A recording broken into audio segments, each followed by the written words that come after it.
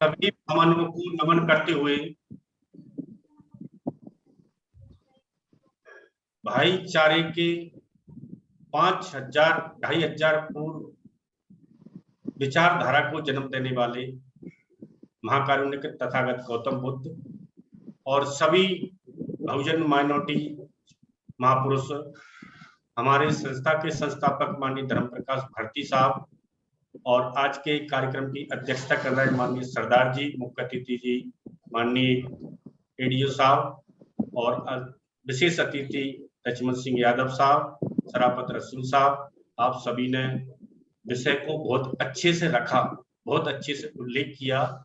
इसमें दो बातें विशेषता थी कि संविधान में माइनॉरिटीज को क्या क्या अधिकार दिए हैं और इनको आपस में घुल मिलकर कैसे रहना चाहिए। बस मैं कम शब्दों में इस बात को संविधान सम्मत रखकर आज के सभा का आभार व्यक्त करूंगा। हमारे देश में कई प्रकार के धार्मिक और भाषाई अल्पसंख्याएं हैं, इन्हें हम माइनॉरिटीज के नाम से जानते हैं। देश में ऐसे अनेक तत्व हैं जो इन अल्पसंख्याओं को दबाकर रखना चाहते हैं और दबाकर रखना चाहने के साथ साथ इतने उतावले हैं कि कई बार वह नैतिकता से इतने नीचे पतन की ओर चली जाती हैं कि उनको भी कई बार इस कारण से पीछे हटना पड़ता है। 2 अप्रैल का जो 18 का कार्यक्रम हुआ था, ये उदाहरण ऐसे आते हैं। बाबा साहब डॉक्टर अंबेडकर संविधान में इन अल्पसंख्याकों को विशेष अधिकार दिए ताकि ये विशेष अल्पसंख्यक जो संख्या में और भाषा में और धार्मिकता में अलग अलग हैं, एक घुल मिलकर आपस में समाज की मुख्य विचारधारा से जुड़ सकें। संविधान में अल्पसंख्यकों को दिए गए अधिकारों संबंधी उपबंध इस प्रकार से हैं। मैं संविधान में जैसा बाबा साहब ने बताया आपके सामने रखना चाहता हूँ। अल्पसंख्यक वर्गों के हितों का संरक्षण। तो पहले तो बाबा साहब ने इनके हितों के संरक्षण की बात रखी।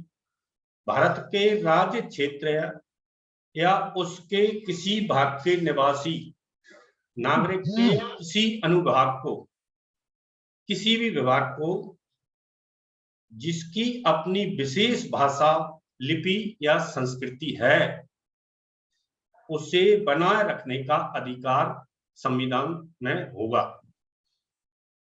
दूसरा है राज्य द्वारा पोषित या राज्य निधि से सहायता पाने वाली किसी शिक्षा संस्था में प्रवेश से किसी भी नागरिक को केवल धर्म, मूलवंश, जाति, भाषा या इनमें से किसी के आधार पर वंचित नहीं किया जाएगा।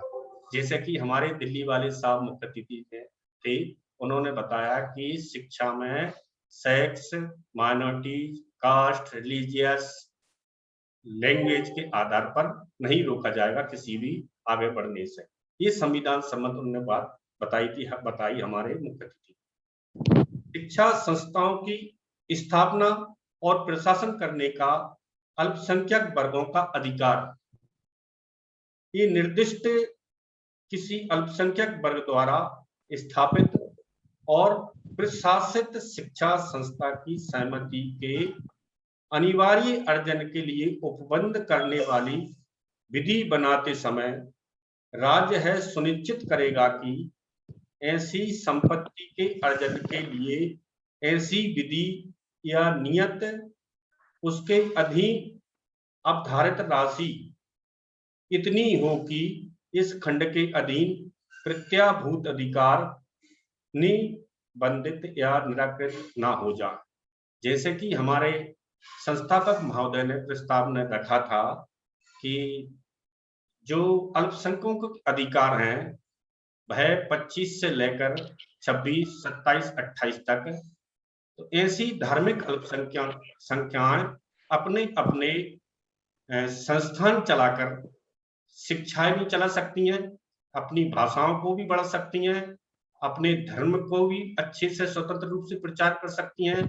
जैसे अब हमारे अध्यक्ष महोदय जी ने कहा कि हमें इस संविधान और इसी व्यवस्था के कारण कृपाण रखने का विशेष अधिकार, संविधान सम्मत अधिकार प्राप्त है। और हम संपत्ति भी अर्जन कर सकते हैं धार्मिक संस्थाओं को चलाते हुए, और हमारी भाषा का भी विकास करते हैं। शिक्षा संस्थाओं को सहायता देने में राज्य किसी संस्था के विरुद्ध इस आधार पर विभेद नहीं करेगा कि वह धर्म या भाषा पर आधारित किसी अल्पसंख्यक वर्ग के संबंध में है। तो ये तो अल्पसंख्यकों के अधिकार हुए। अब दूसरी बात आती है जो विषय की आदि और है, मित्रवत व्यवहार। न्याय के लिए 3 चीजें बहुत आवश्यक हैं, जैसे कि प्रेमबल में हमारी मुख्य अतिथि ने बताया कि प्रेमबल में ही इसको निश्चित कर दिया गया है। प्रेमबल को हम प्रस्तावना के रूप में पढ़कर थोड़ा भ्रमित हो जाते हैं। प्रेमबल का मुख्य जो हमको समझ में आना चाहिए वह है उद्देशिका। लिखा भी रहता है उसमें उद्देश्य क्या है इस संविधान के, उद्देशिका के रूप में हम उसको ज्यादा समझें, प्रस्तावना के रूप में न समझें। तो न्याय के लिए 3 बातें बहुत जरूरी है। डॉक्टर बाबा साहब द्वारा प्रतिपादित सिद्धांतों में लिबर्टी, इक्वलिटी एंड फ्रेटर्निटी यानी आजादी, बराबरी और भाईचारे का मौलिक स्थान प्राप्त है। मातृभाषा से ही समाज में एकता और प्यार पैदा होता है। संविधान सभा के अध्यक्ष डॉक्टर राजेंद्र प्रसाद को संविधान का मसौदा भेजते समय बाबा साहब अंबेडकर ने अपने पत्र 21 फरवरी 1948 को इस प्रकार से लिखा कि भारत में भ्रातृभाव के मेल मिलाप और सद्भावना की जरूरत पहले से कहीं अधिक ज्यादा है।